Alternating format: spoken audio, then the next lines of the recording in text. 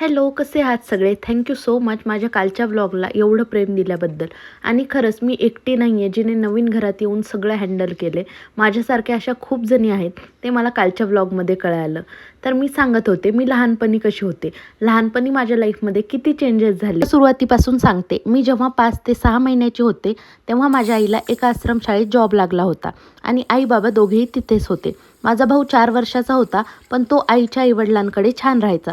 So त्याचा प्रश्न नव्हता. मग मोठा प्रश्न हा माझाच होता आणि मी एवढी लहान होते की कोणाकडे ठेवणं, कोणावर विश्वास ठेवणं, हे पण तेव्हा आई-बाबांकडे मोठा प्रश्न होता.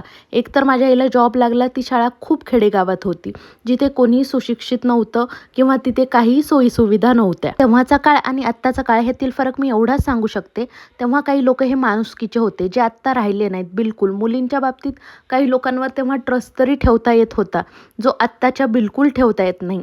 तेव्हा माझ्या आईने वर्क लाईफ आणि मला 6 महिन्याची मी घेऊन एका खेडेगावात कसं मॅनेज केलं, तेव्हा आईला कुणी मदत केली, मी कुणाकडे राहिले, हे सगळं ना मी नेक्स्ट व्लॉगमध्ये सांगेल. तुम्ही आहात का त्यासाठी एक्सायटेड? तर चला भेटू पुढच्या व्लॉगमध्ये. आजसाठी एवढंच. Okay, bye.